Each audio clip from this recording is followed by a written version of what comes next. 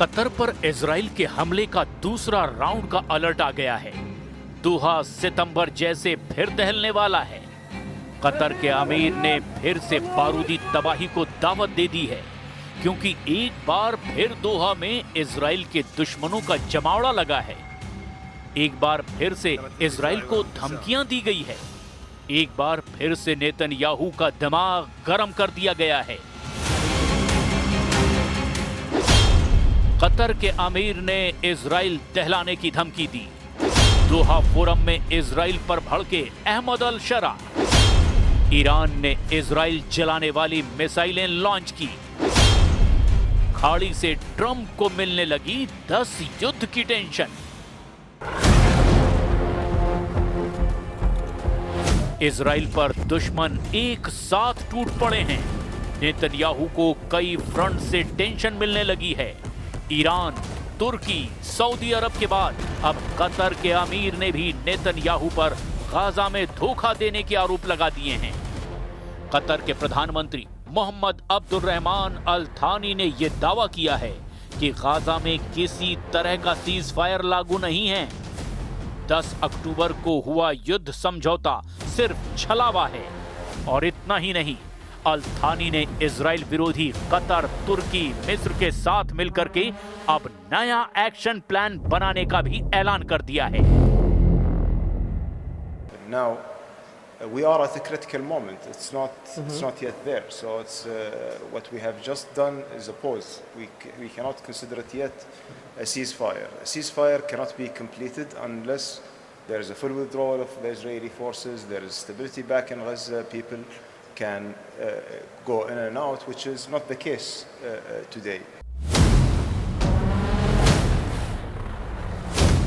जहां सीरिया के अहमद अल शरा थे, जहां मुस्लिम मुल्कों के तमाम नुमाइंदे थे, वहां फिलिस्तीन देश बनाने का ऐलान हुआ है।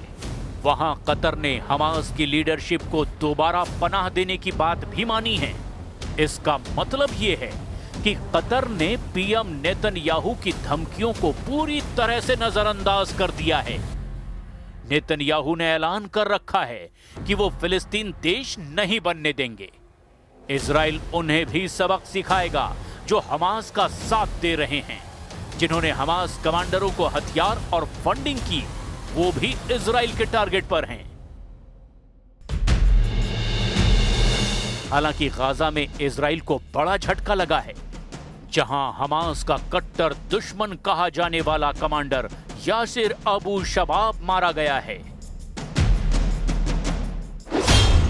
कमांडर यासिर गाजा पट्टी में इजराइल समर्थित मिलिशिया पॉपुलर फोर्सेस का सुप्रीम कमांडर था।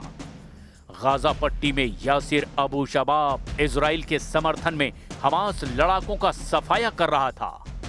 लेकिन दक्षिणी गाजा के रफा शहर में लड़ाका ग्रुप की आपसी भिड़ंत में अबू शबाब को मारा गया।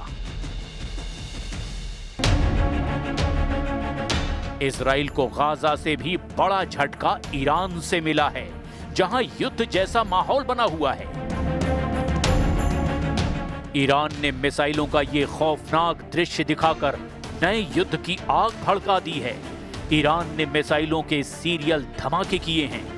ईरान ने जमीन से समंदर तक बारूदी तहलका काट रखा है। ईरान की रॉकेट फोर्स युद्ध के लिए अब फड़फड़ाती नजर आ रही है।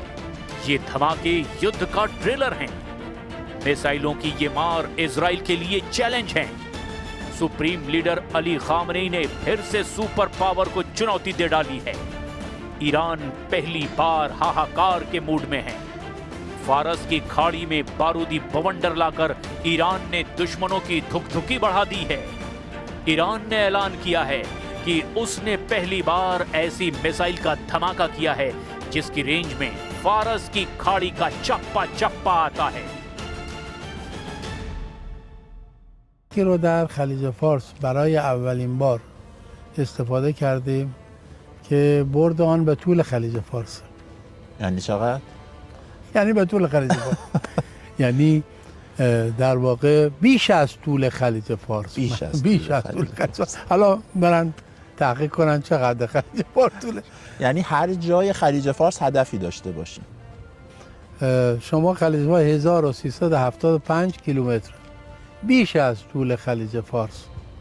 ما این موشک را الحمدلله در نیروی دریایی سپاه تولید کردیم. این موشک قابلیت‌های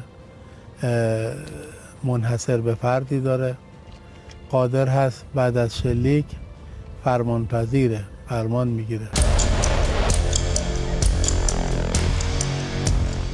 ईरान रिवोल्यूशनरी गार्ड कॉर्प्स की रॉकेट फोर्स ने कद्र 110, कद्र 380, कद्र 360 क्रूज मिसाइलों और कद्र 303 बैलिस्टिक मिसाइलों का वॉर ट्रेलर रिलीज किया है। इजराइल ने 12 दिन के युद्ध के बाद ईरान ने पहली बार इतने बड़े पैमाने पर मिसाइलों की लॉन्चिंग की है। मिसाइलों के सफल टेस्टिंग के बाद ईरान की नेवी के जनरल ने इजराइल को साफ साफ धमकी दे डाली है। مردم ایران بدونن ما با دشمن هیچ تعارفی نداریم.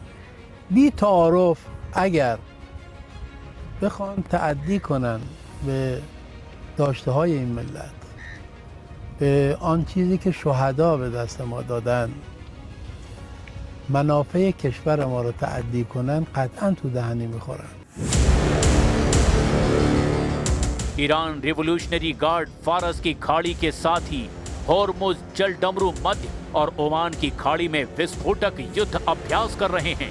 ईरान नेवी ने अपने बेड़े में सहन डिस्ट्रॉयर को फिर से शामिल कर लिया है।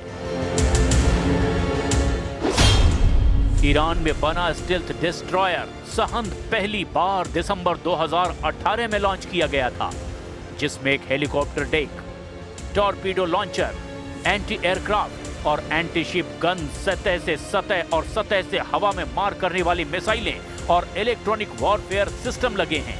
पिछले साल जंगी युद्धपोत कुछ समय के लिए खाड़ी के उथले पानी में डूब गया था, जिसे मरम्मत करके दोबारा नौसेना के बेड़े में तैनात कर दिया गया है। ईरान युद्ध के लिए रेडी है। तुर्की, सीरिया और सऊदी अरब ने इजराइल को घेरने का प्लान बना रखा है। तो क्या इजराइल बैकफुट पर है? बिल्कुल नहीं। दुश्मनों से 10 कदम आगे चलने वाले इजराइल ने रक्षा बजट में बम्पर इजाफा किया है। प्रधानमंत्री नेतन्याहू ने जानकारी दी है कि डिफेंस के लिए 112 बिलियन शेकेल इजरायली करेंसी का बजट रखा गया है। इजरायली वित्त मंत्री बेजल स्मोट्रिच की ओर से कहा गया कि 2026 के लिए रक्षा बजट 2023 की तुलना में 47 अरब शेकेल ज्यादा है।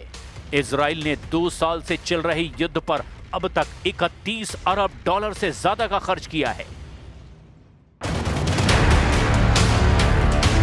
डिफेंस बजट में बम्पर बढ़ोतरी के बाद पीएम नेतन्याहू ने ऐलान कर दिया कि इजराइल किसी भी दुश्मन को कुचलने के लिए अब पूरी तरह से तैयार है। השרים והשרות, אנחנו פותחים כעת את ישיבת הממשלה לאישור תקציב המדינה לשנת 2026.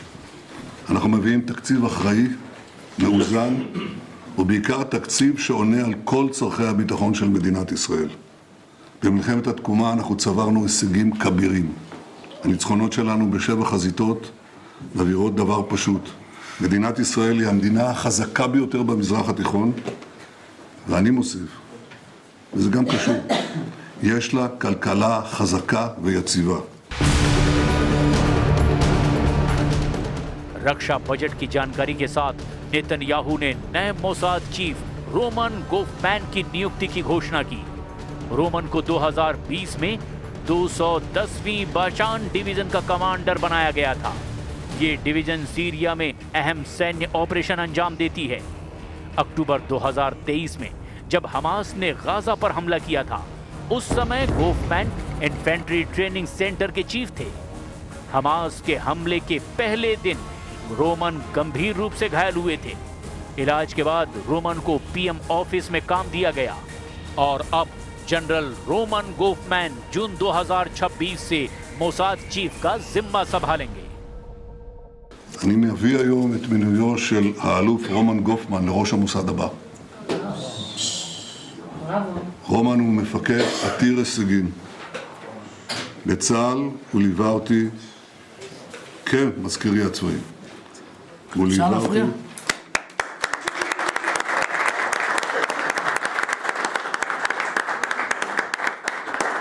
רומן ליווה אותי בשנה האחרונה במלחמת התקומה, במבצע עם כלבי.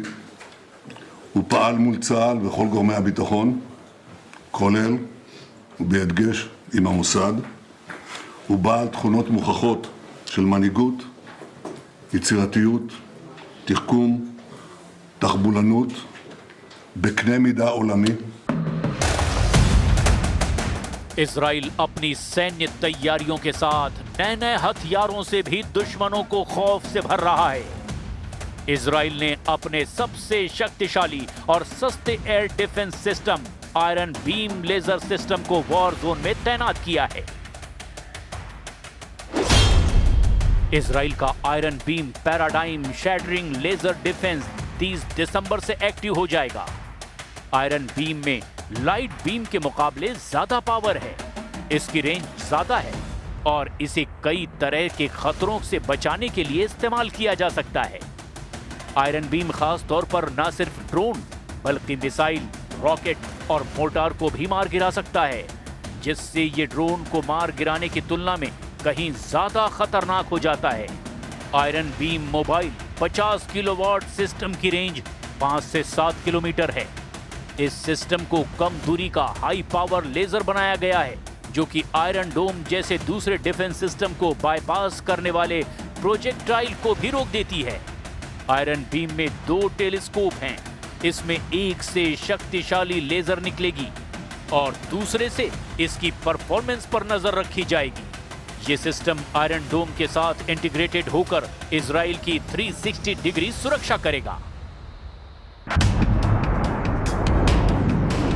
इजरायली लेजर डिफेंस सिस्टम ने अक्टूबर 2024 में हिजबुल्लाह के लगभग 40 ड्रोन को मार गिराया था। नया आयरन बीम उससे कहीं ज्यादा घातक और विस्फोटक बताया जा रहा है। इजराइल के दुश्मन जहां युद्ध की रणनीति बना रहे हैं, वहीं नेतन्याहू हथियारों को धार दे रहे हैं, क्योंकि अब की बार इजराइल का सामना दुश्मन देशों की सेना से है।